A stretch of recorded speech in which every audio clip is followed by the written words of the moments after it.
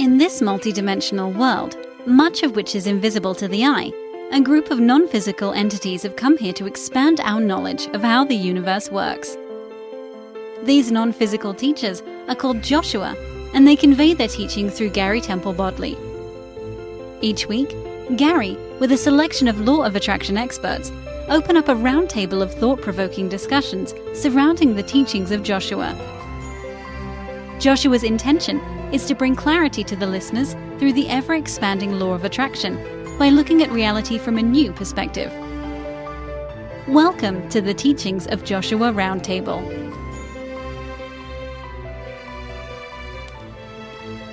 Hello everyone, this is episode 10 of the Teachings of Joshua Roundtable. I'm your host, Gary Temple Bodley. Today is December 12th, 2015. This episode is about the truth of who you really are. You are far more than you perceive. Joshua talks about the truth of who you really are in chapter 6 of A Radical Change in Your Approach to Life. I think that a lot of us can understand that we are not living up to our full potential, but Joshua goes deeper than that.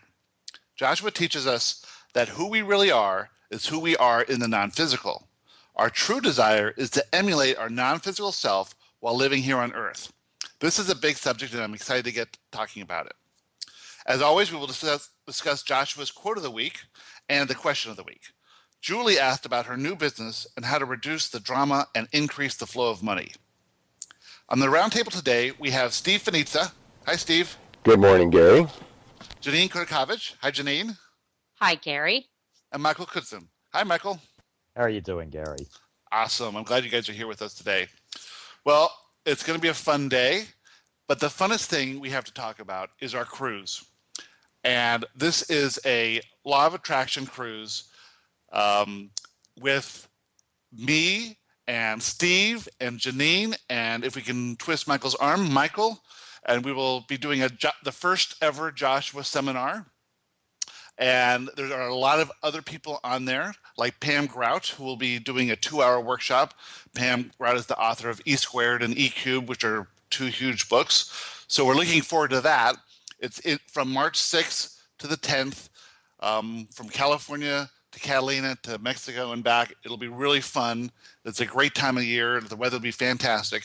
And it's on a big Carnival cruise ship, so there's tons of things to do. We're going to have a great time and go to all these workshops. So we want you all to come.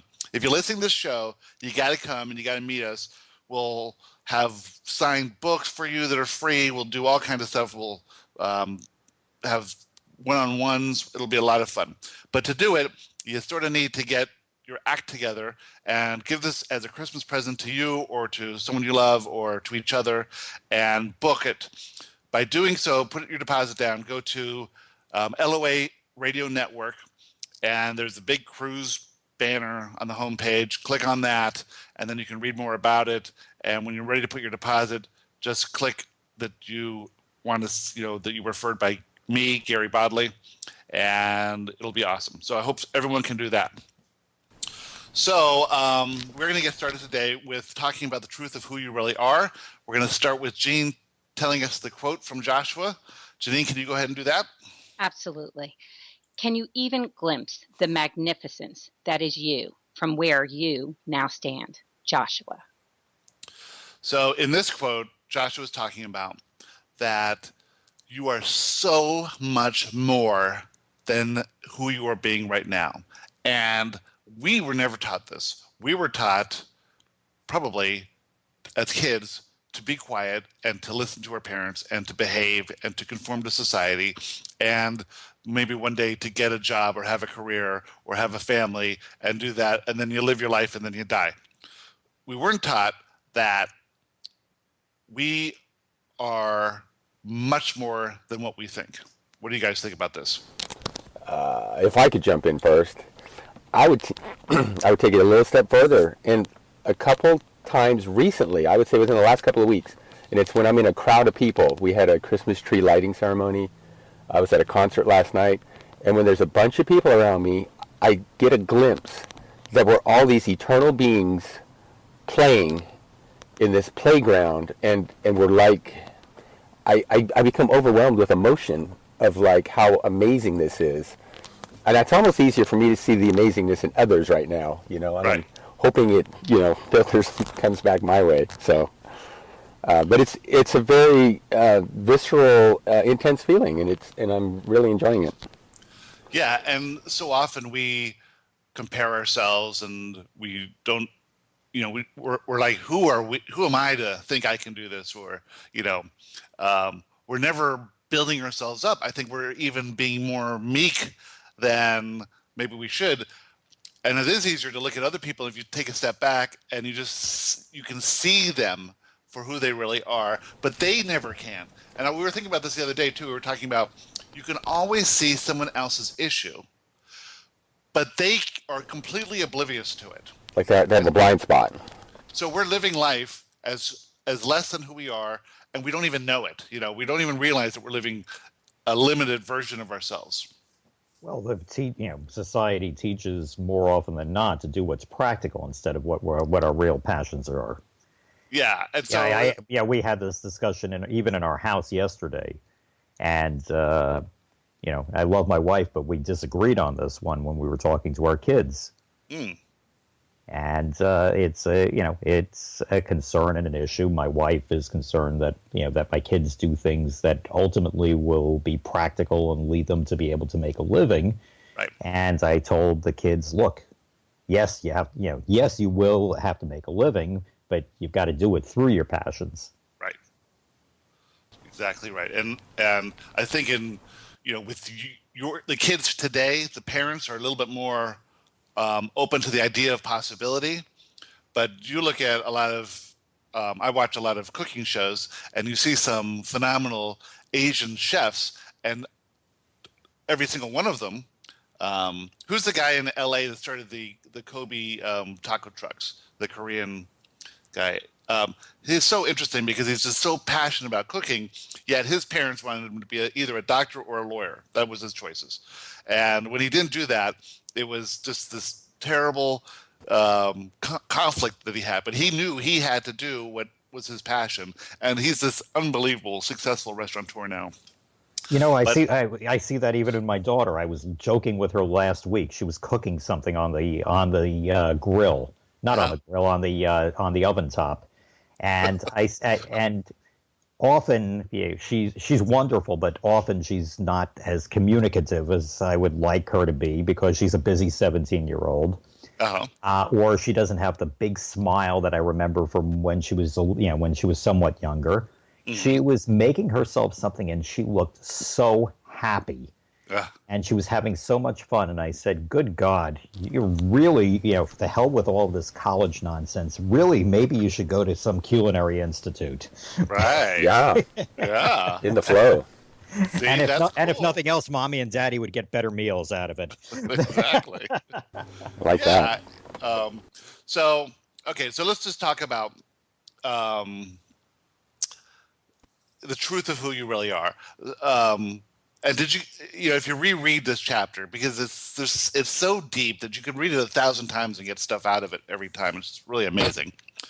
And it's such a big subject that when you realize that the truth of who you are is so much bigger than how you're living now, and it's actually living life in a completely different way, because who you really are is a being of pure positive love, and love is the absence of fear. And I think that, like, for me, I'm living a lot of my life in fear and really worrying a lot about what people think of me, how am I dressed, am I living up to agreements and things like that. Luckily for me, I live most of my life in, focusing on what I like to do. It's a little bit, I've moved in that direction.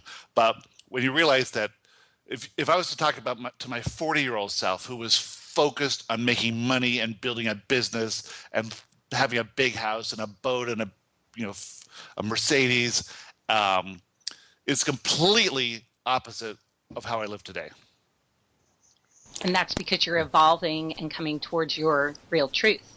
Right. It's because I understand that for me, going after money and building a business was in order to make me feel good about myself, to prove that I was a worthy person. So I was spending all my time proving that I was worthy of, having this or being friends with these people or fitting into this group.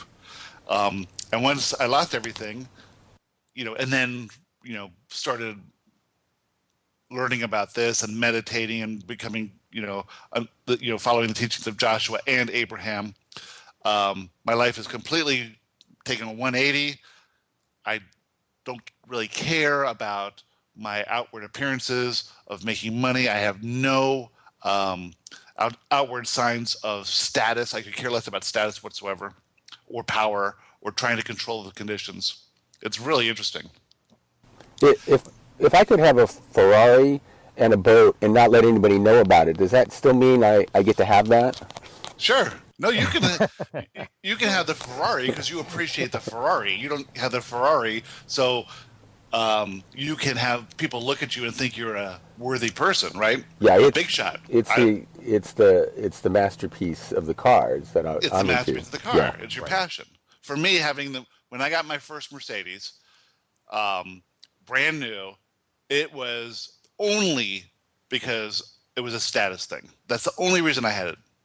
Well, for you it was the question of what's the sound of a tree falling if no one's around.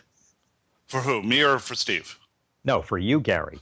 No, for me. In other words, you needed people to actually, for it to be real for you. People had to see it. People had to perceive it. For Steve, right. He doesn't need that. Steve, right. Steve appreciates the art of how a particular, and again, Steve, my apologies, I'm going to butcher the description of how a car works, but for Steve, it's the art of how the carburetor is just in the right place and how that makes the engine more efficient. He appreciates it as this fabulous work of the universe. Right. Yeah. Yes. So it's not a status thing for him. So it's aligned with who he truly is. For me, I wouldn't get window tinting on my Mercedes because then people couldn't see me. But look, it's a beautiful thing, Gary. Look at the expansion. Look at the growth process. Look at that Gary that was in his 40s, and look who the man that you are today. Right. You know that you're more than that. You're enough. That you're perfect just the way you are. And we have to have this truth. It's really delving into our inner truth. And I find that as I'm getting older, and also as we're all practicing more of these laws, that we get to that place. We used to think, we talked about this several weeks ago, how you used to think you were your car when you were younger, then you thought you were your home, then you thought you were, what? You're none of that. You're so much more than all of that.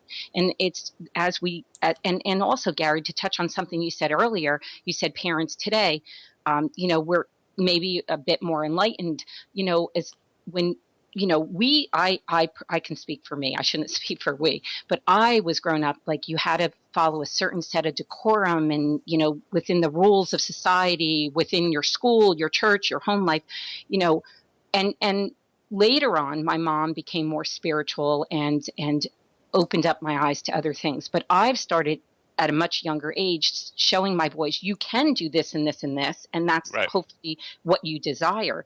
But you have free will, and you should follow your passion, and then you will never feel like you worked a day in your life. Yeah. My sons all have revamped, especially the two in college, what they're doing from and I said, do it now. Don't wait. Yeah. Follow that passion, follow that. And we're all expanding, we're all growing and getting to that place. And you set some great examples just by sharing, your Gary in the 40s versus today. Yeah. And so, I don't know if yeah. So what I wrote here was that we all want to look successful, attractive, and smart. And in faking all of this, we are being less than who we really are. So that is, that we even care, because if we care about these things, it means that we're trying to coerce others to like us. But it all comes down to the only thing that really matters is self-love. So the truth of everything is the same thing. We are all beings of pure positive love. And then Joshua goes on to say that all love is self-love. And therefore, your truth is the unconditional love of self. So from that, yeah, I'm sorry. Go ahead. No, go ahead. No, I was about to say it in the chapter. What he really, he talks about the truth being, being this non-physical being that we all really are, and that the worry about the status or the worry about, our perception of ourselves one way or the other really isn't what's important, but rather what is our passion? What is it that we love? And who are we really? Yeah. And who are we really? Mm-hmm. And like I said, after we read this, I can tell you how, this is both the letter that Julie wrote and Joshua's response just hit home in so many different ways for me. It was just astounding. And was it something that happened this week or just... Well, in general, but in particular, something that happened this week, including some, I don't want to get into it, but some internal politics within my law firm. Oh, yeah, okay. And where I was potentially and still looking at least on the physical plane, on being on the short end of the stick. Let's put it that way. Right. So that's just a perception of it right now, but right. And I was leading to something that you want. And I was cogitating about it and thinking about it and how to respond, and some very negative. I was in a very negative place mentally. And then when you read what Joshua says, it's like, wow, you can just let it all go, just enjoy life and actually follow what follow the passions instead of these perceived slights and status issues and money issues and everything else. And everything else will just flow. Yeah. And because really, if you are focused on what you want and what you like and your passion, then that's when the truth of who you really are comes out. And so Joshua had gone on to say things like, we live our truth in some areas, but not in others. And that's just because you come here to explore certain areas, and in those areas you can become very successful. It's my best friend, for instance. He turned 50 and then became interested in running, and that developed interested in doing a marathon, and then he did a triathlon. So now he's like 51 years old, and he's done his first triathlon, and he's totally fit. I mean, he is the most fit, perfect, lean 51-year-old you've ever seen. I think I'm jealous. Me too. I stand next to him. I go, oh, geez, And he's always doing this, like we'll go shopping together and we'll go in Publix and he'll say, get on the scale. And I always have to put my thumb on there so I don't really look like I'm weigh that much compared to him. but for him, that's what he's passionate. He's really into physical fitness.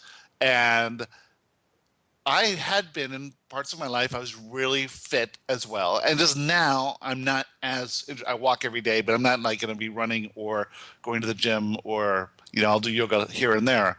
But I have to realize that if I was really interested in physical fitness, I would be fit as well. But to look at him and then to say that I should be like him is not fair, because I'm just not that interested in it.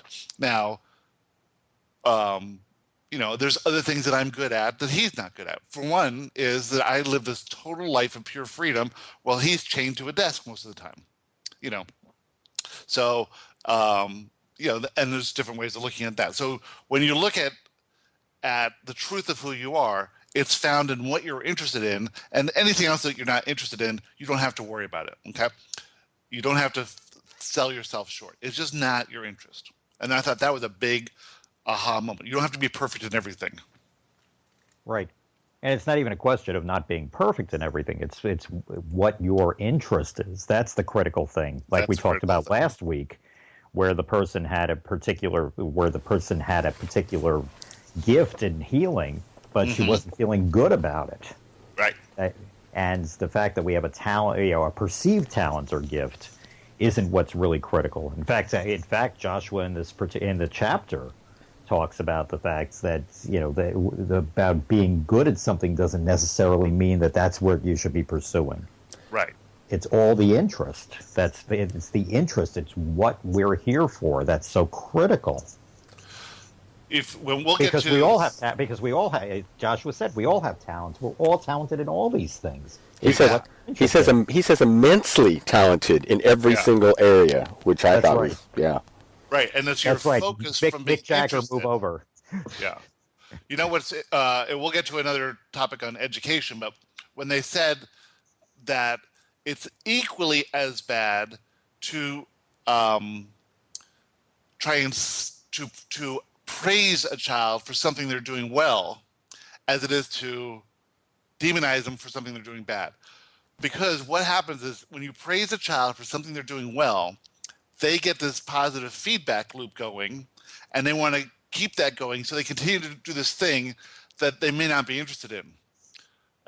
So just because you do something good doesn't mean that that's what you're all about. If you're not interested in it, then you can leave it alone.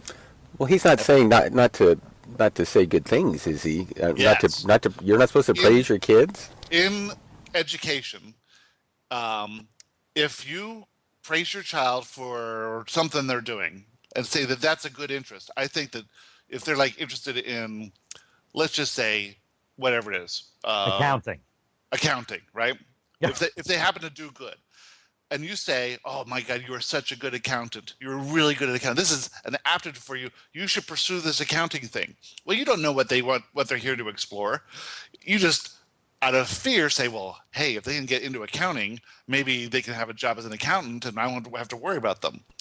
But they may not be interested in accounting, but because you think that they're good at it and you praise them for being good at accounting, they're going to pursue this beyond the point of interest. And then when they want to drop accounting, you're going to be disappointed. "Oh, you were so good at accounting. Now you're dropping accounting. I'm so displeased." That's the thing. When, as a child grows up, I know this is impossible to even imagine, but really it's not good to sway them to or away from anything. Maybe what you do is you say you're good at accounting, but you're good at anything you want to do. That's right. Go. Okay. Because if kids are like constantly coming to you for praise, well, it's just this sort of a needy thing. And I don't know, I don't have kids, but I'm just saying that's what Joshua says. And there's a school too, which is there's a bunch of them now.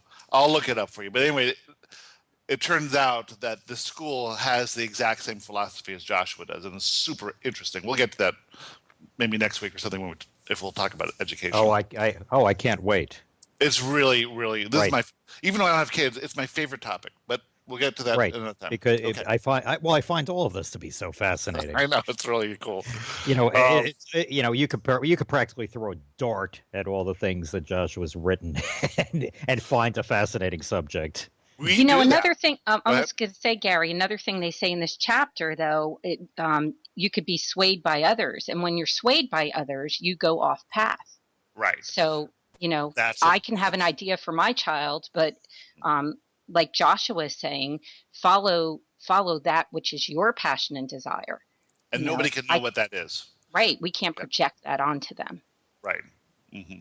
Well, I really like a lot of things they say in this chapter, honestly. I reread it a couple of times. I got it the first time, but like you said, you reread it and something else pops out at you. That's because every time you read it once, your vibration moves to a higher place, and then you're receptive towards new information that you couldn't receive before because you weren't vibrationally matched to it.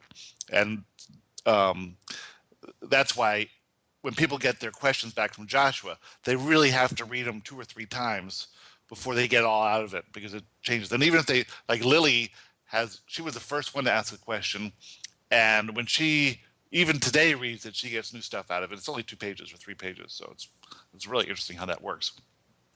All right, I want to cover one quick thing before we get to the question too, and it's that most people want things because they want to escape the condition they're in. They want money because they hate being broke. They want a partner because they feel lonely. They want a new job because they hate the current job, and they want a leaner body because they don't like their fat body. So you can't want something in order to escape something else. You have to want something for the feeling of it, because you want to experience that feeling, not to just because you don't like where you are now. That's why illness is the hardest thing. It's because people want to be healthy to escape the feeling of illness. And it always turns out that they have to ease the resistance around whatever subject it is, because that is the resistance is what ended up, manifesting this illness. So that's just an important thing I wanted to mention there. The universe in here, Joshua says the universe does not understand the word not.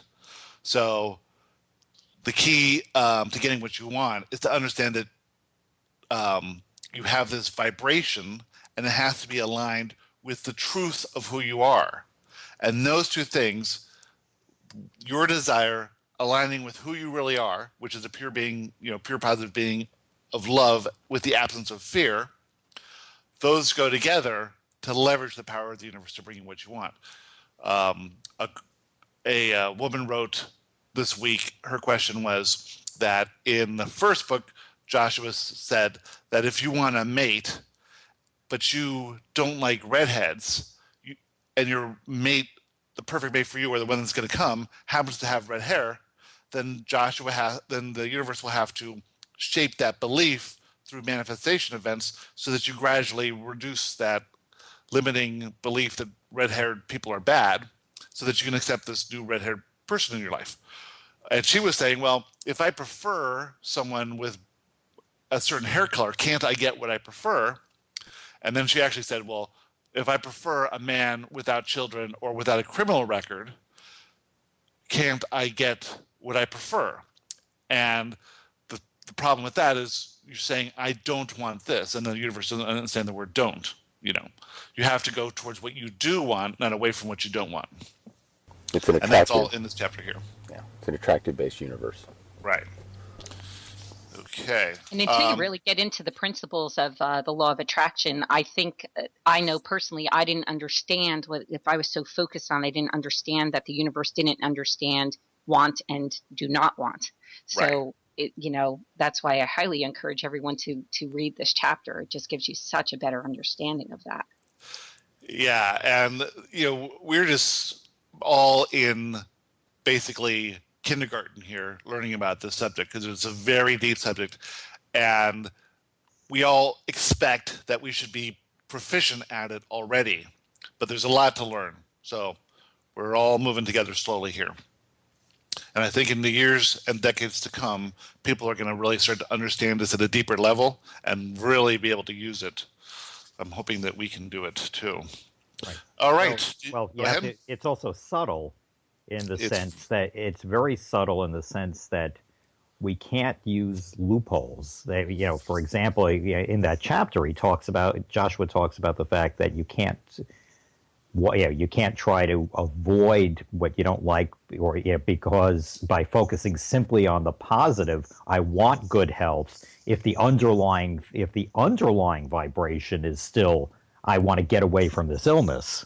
Right. And so, normally we try, humans look, in our limited logical way of doing this, the initial approach would be, well, I've got to focus on the positive, and you try to escape, as the way to escape the negative, and say, okay, I won't say I don't want this, or I don't, but there's more to it. There's a subtlety to this that is an important part of what Josh was teaching. And I found that to be fascinating. And it is. It's like there's layers to it, and we're sort of uncovering layers. But one insight that I have is that if you have a physical condition that's manifested itself, it was brought on by resistance to something. Unless you stop that resistance, the physical condition cannot leave. So, for instance, if you are complaining about your husband not picking up his socks on the floor, and you keep and so you see the socks on the floor as a detriment to your happy life, because now you have to pick them up, or you have to yell at him, or whatever. That's a perspective saying I'm a victim, right? The socks on the floor. How could I? how is this happening to me? And rather than if you looked at it and said, look at the socks on the floor, that means that I'm married, I'm living with someone, I have someone in my life. Aren't I happy, thankful, grateful that I have someone in my life who's leaving socks on the floors? Because if he wasn't here, there'd be no socks on the floor. So it's a completely radically different, different way to approach life by looking at the things that you might complain about and actually seeing them as gifts. And if you can do that, then you won't manifest these conditions, whether they're bodily conditions or exterior environmental conditions, that alert you to the fact that you're complaining about stuff you should be grateful for. How about that? That's pretty deep stuff. It is deep stuff. It's all in changing the approach, and I like totally it. Changing I your think approach. we're all practicing that each and every day. Yeah. I did that this morning. Honestly, I was emptying every hamper. Boy, I have like 5 of them emptying. I'm like, looked at that pile. I actually looked at it and laughed. I was like, so I gotcha. And then you know what? You could think about. I could say, hey, this one has a concert. This one has a party. Everybody's going to be well dressed and look perfect and whatever. I just, like I said, I turn on music and make it a happy thing. I could have looked at it like, I was instead looking at the pile going, wow, he had sports, he did this, he did that. It's fine. I have 3 great kids. Imagine all these people that don't have kids, But in the past, Gary, sometimes I would look at that pile. Really? Are you kidding me? I mean, I got to get these guys to help out or whatever, Right. I need to realizing, make what? change. They're at work today. They're at school today. No, I got this, and I actually surprised myself that I kind of cracked up laughing looking at it because it didn't bother me. I realized, I think that's what it was. At that moment, I realized that doesn't, I was grateful for the pile. I'm glad that everyone had such great experiences this week and needed so many outfit changes. That is totally awesome. That's exactly what we're talking about here. Yeah. All right. Okay. So here's the last thing that I wrote down here was the paradox is that when you learn to live your truth, you will also learn to love yourself. You will become the person you always wanted and knew was there. Down deep, there is a part of you that wants to break free from the shackles that bind you to conform to what you think those around you want to see. You act in a way that you think others will approve of in order to gain their love. However, it is conditional love and it is resistant in nature. So you don't have to do anything you don't want to do anymore, and don't worry about what people think because they're really not thinking that much about you anyway. It's true. You think people are thinking about you, but they're not thinking about you. That's true. You're not that important. They're thinking about how you think about them. That's what they're thinking about. All righty. Shall we get going with Julie's question? Yes. Absolutely. All right. This is a long one. I had to edit Julie's question. She had a 2-page question here. So she was very excited about this. And Michael, will you start off as Julie, but in your deep radio voice? Not a problem. By the way, Julie could be short for Julius anyway. So for this purpose, I'm Julius. Okay. It's fine. Dear Joshua, I am in the process of transitioning from my one business I set up with a partner 10 years ago to a new one I began visioning at the beginning of the year. Having created a small business from scratch 10 years ago and going through all the processes and heartache of a business partnership relationship, I realized that it had molded me and that I would like to create a platform to help mentor other small businesses. I want to help to create relationships with corporate business and facilitate growth in the small business arena, which is much needed in our country. I think she's in South Africa, too. Got it. It's so funny as I write to you. It's like I have another parallel conversation going on in my head. Creating this business is mostly about nurturing self-belief and worthiness, and a belief that coexisting and integrating grows a healthy, happy life of exploration for the individuals involved. Along the way, there have been a few dramas. I am having to leave my existing business that I've nurtured for 10 years, just when it's about to really take off. I have decided to put myself first and follow my inner guidance instead of feeling like I need to react to what's going on around me. I am becoming clearer with this one day at a time.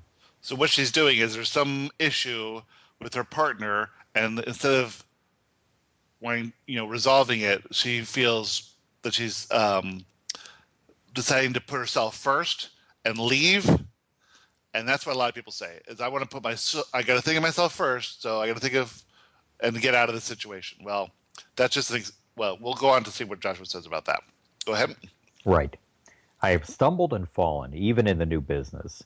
I have not been clear about positions in the business at the outset, and there has been drama.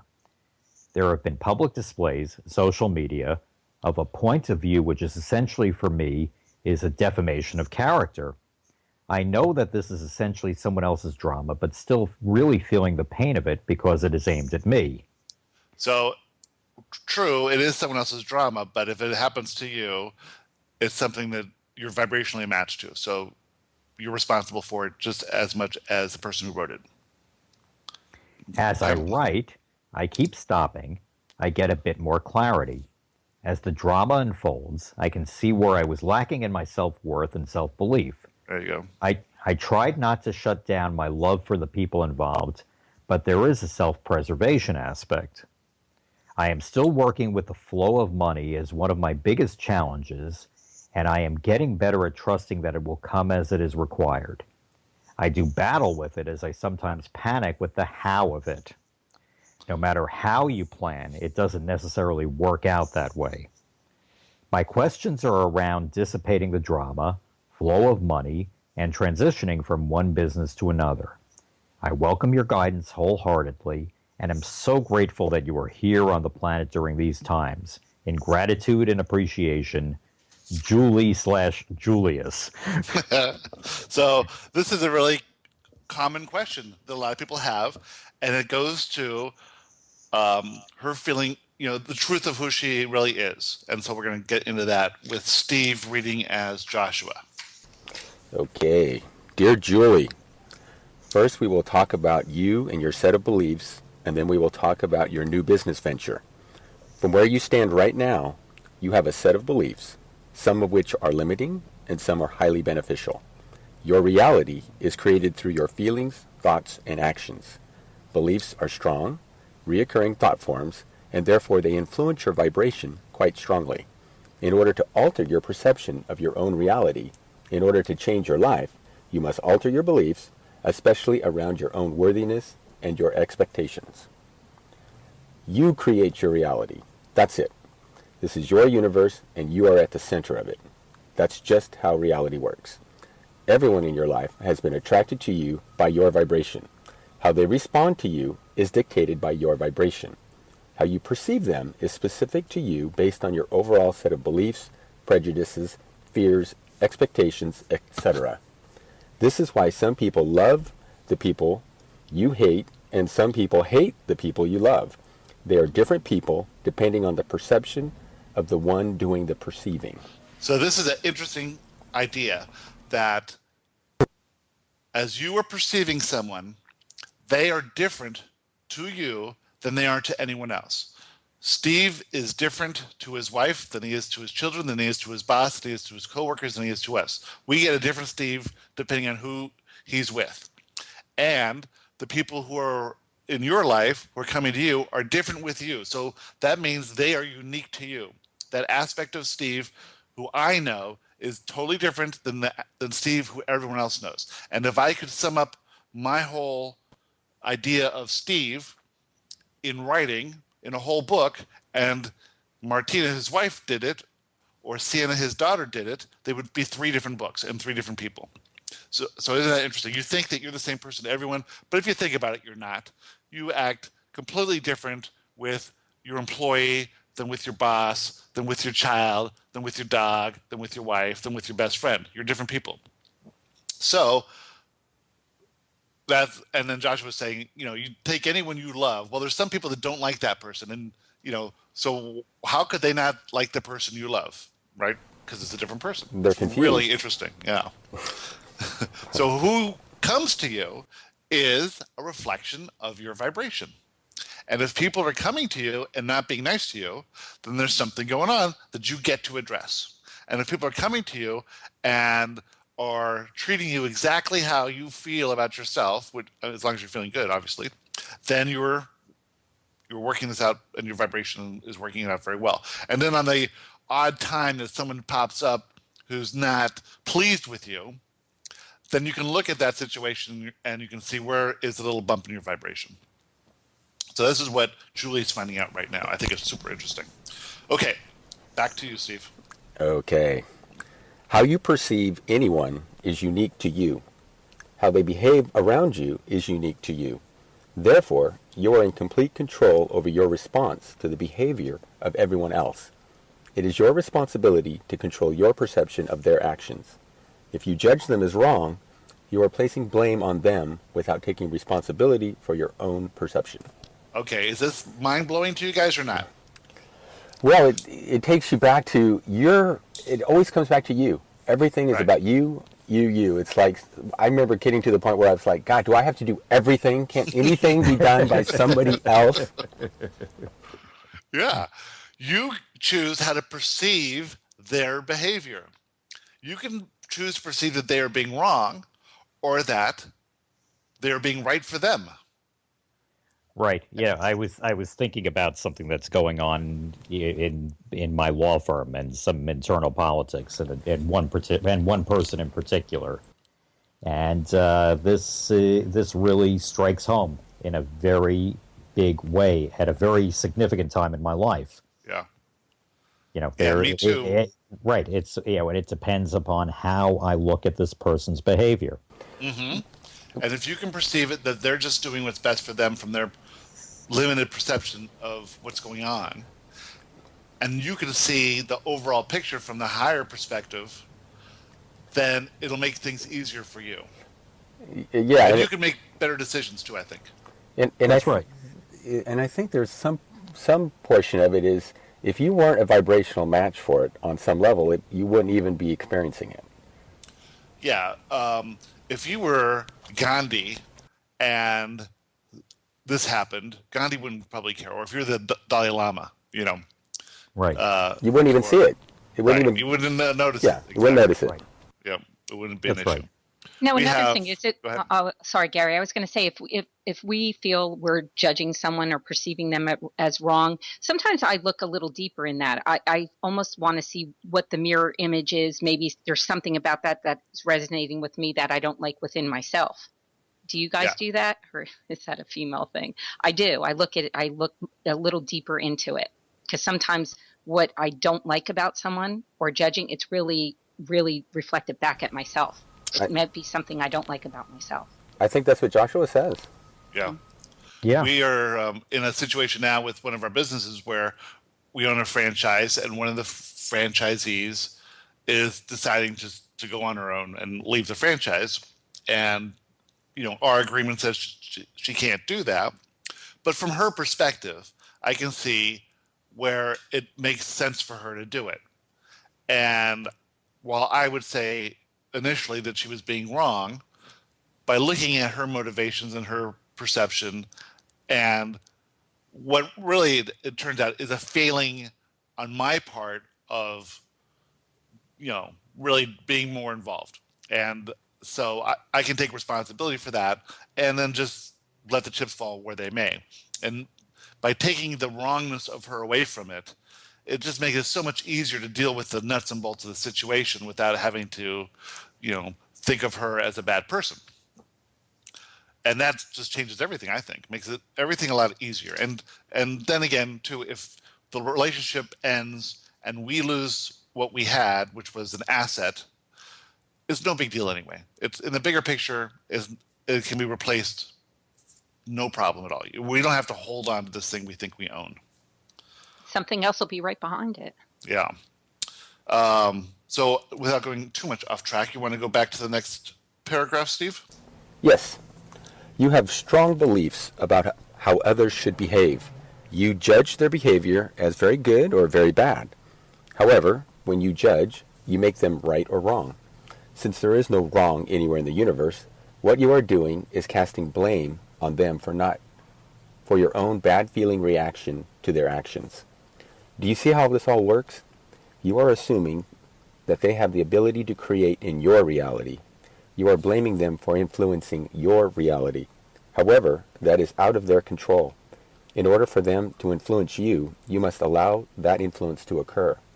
You are looking at them, judging them as wrong, perceiving them as wrong, not accepting that their actions are only ever here to serve you, not understanding that they are a gift to you, not realizing that their actions alert you to your own limiting beliefs, and not accepting responsibility for your own ability to control your perception. Right. That's just a huge amount of information in one paragraph. Yes. Oh, You know, yes. You're blaming that person for influencing your reality, but you're not taking responsibility for how you perceive it. And that's all there is to it. And it's a gift. And it's a gift. This whole situation is a gift. And until you can find the gift, you can have resistance. Right. So you are the one in charge of how you perceive everything. And you can never change another person. Because if you try to change them to make you feel better, you're going at it in the old approach to life. And the new approach to life is saying that I'm in charge of my own perception of reality. And once you flesh out what that gift is and what limiting belief you have, you're a happier person. That's the whole point of it. You've expanded and you're getting closer to what you really want. Yeah. And living at the highest version of yourself. Moving towards that direction, right? So just walk right up to him, give him a big kiss, say thank you. Yeah. Well, it's funny. As you were reading this, I thought of like a couple of clients in particular who have stiffed us out of money, and Yes. I have over time. That is one of the things that has gotten me so angry and so upset. And in the how dare you category, I've worked so hard for you, and you're taking money right out of my children's pockets, my pockets and my children's pockets, on top of everything else. And at the end of the day, in most cases, all it's done is made me miserable personally, and if anything, tied my then destroyed my ability to be positive and do better things that will actually create the wealth that I want anyway. Yeah, exactly. And if you can look at that situation and understand that at least, it was a lesson, and maybe there were things that they're right on a certain level that, if you were in their situation and you could get away with it, wouldn't you try to get away with it without, if you didn't care about morals or things like that? So if you can understand their position, and you can see how maybe you could have done things a little bit better, and now in the future you can do things better from this new higher awareness. But what most people do is they just say, they're wrong, they need to change, I'm not changing, I'm right. And if you're not going to change, well, you're not going to grow. That's right. Yep. Okay. I'll go on here.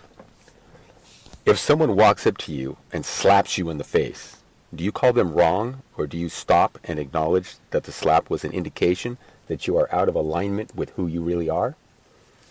If you were being who you really are, which is a being of acceptance and love, others could not slap you, call you names, or harm you in any way.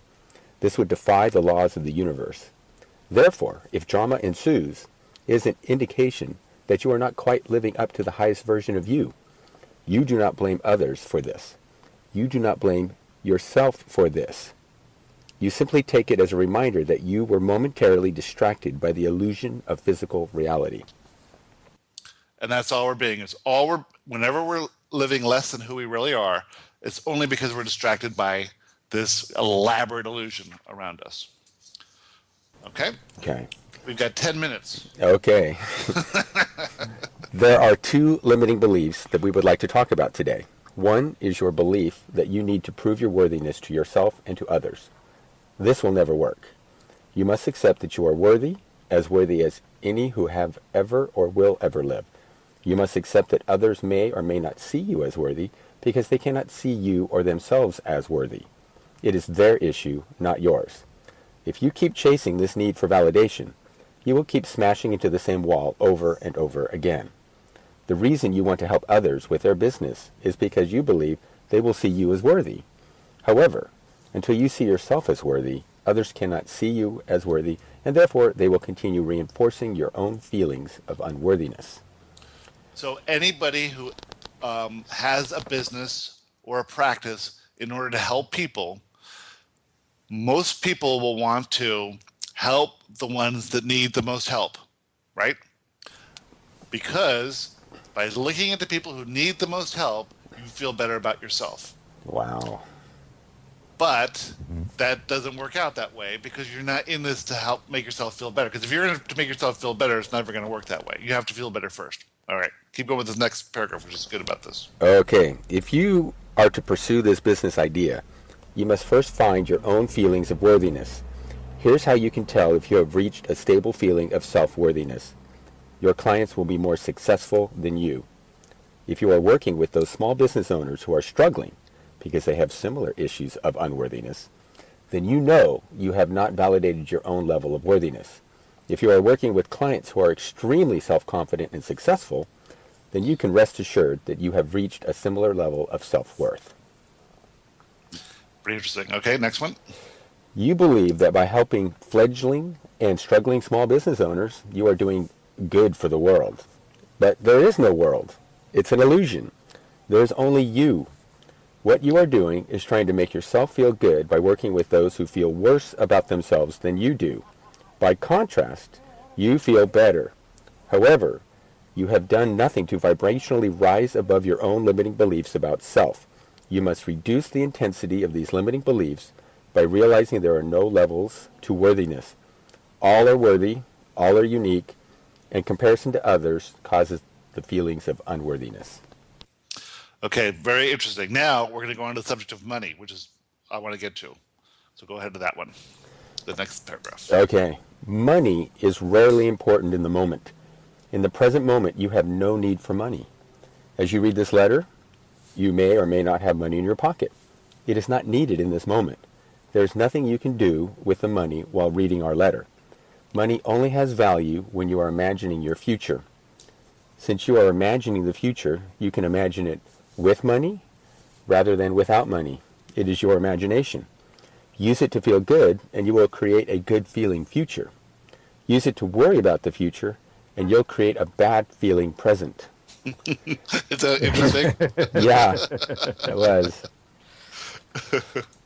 So the only thing worry can do is create a bad feeling present if you're worrying about the future. and it probably isn't good for the future, too. Right. It probably Right. doesn't help. Yep. Okay. Go on. Forget about money and practice feelings of worthiness. Do what you want to do because it's interesting, not because you hope it will make you feel more worthy or better about yourself. Until you come to terms with your own worthiness, until you realize that this isn't all an elaborate illusion, until you understand that you are the center of your unique universe, you cannot find the success you are looking for. You must realize you are already successful. You believe that starting a business and getting it to the point where it makes money is success. You believe that at some point everything will level off and become easy and smooth. You are forgetting that life is a journey of expansion. It is a never-ending process of evolution. You will never get to the place where everything is easy because when you do, you'll get bored and thirst for more expansion. So just realize one thing above all. You are already successful. Are you different now than you were 20 years ago, 10 years ago, 1 year ago? If the answer is yes, if you feel that you have grown and evolved, then this is proof of the only success that will ever matter. You are successful and you are worthy, and you can have everything you want as soon as you realize that fact. Joshua. Yep. That's a good answer there. It is, and it's something that I always think, oh, I can't wait till this happens and I can just relax and sit back and no, it's you gotta realize somehow you gotta bring it now in your head. I'm playing this video game right now. It's called Boom Beach, and what you do is you have this beach head and you have these defensive guns and different kind of things, and then you build this little army and then you attack other beachheads, and as you attack them you win rewards, but as you get attacked by others you lose rewards. So you use your rewards, which is like money and wood and iron, and you build bigger defenses and bigger armies so you can attack, but the other guys get more powerful too, so you're constantly doing it. Now how this game makes money is that you can make this stuff go faster by buying coins, right? By buying diamonds, actually. And then you can, instead of waiting a half hour for this thing to get built, you can have it built instantly. So you get more powerful, but then you're still in the same arena with other people who are more powerful, because the people you meet are based on your power anyway, right? And so I have a friend who's doing it, and he's like, I hate this game. I spent like $300 on it already. And I go, I haven't spent a penny. He goes, well, I'm at level 55. Well, I'm at level 45. I said, what's the difference? There's no difference. You're not doing anything differently, so why rush? Right. Wow. So that's what life is like, you know. That's the rat race. You're describing the rat race. Yeah, there's no rush. Just work on yourself and then allow things to evolve. So this question is on the website. It should be on by today. Every week we put the question of the week on the website, but we also email this to everyone who's on the list. So if you want to be on the list, go to theteachingsofjoshua.com, click on the weekly newsletter. It comes out every Saturday morning. It has the quote, it has the question of the week, and it has like what's going on the cruise. And I think Joshua's in Law of Attraction magazine this month, and so things like that. So it's cool to be updated that way. We sort of doing Twitter and Pinterest and sort of doing Facebook, but that's all, everything's at the website. Just go there. Remember, the most fun thing you can do is go on this cruise. This is going to be really a fun cruise, and I can't wait for it. I can imagine what this is going to be like. I'm looking forward to being with other like-minded people where I don't have to feel like I have to, hide or whatever, Steve, you don't have to hide. I know. I'm coming out to my parents. Attending something like this is when I experience blissful moments, because I'm in a situation where I want to be with like-minded people. I experienced that recently, and I'm so looking forward to this cruise. Yeah, it's going to be fun. I think I'm looking forward to our party tonight, Janine. I think yes, as am I. Wish you guys lived closer. Right, actually, today's one of the most gorgeous days in Palm Beach.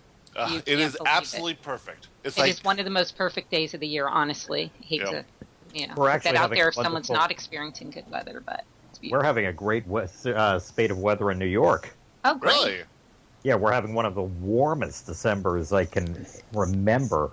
Yeah. Now, that's probably not good for the globe, but it's certainly wonderful to live through. Well, yeah. It's always nice in Southern California, so I don't really need to say anything. Yeah, except your ocean is freezing.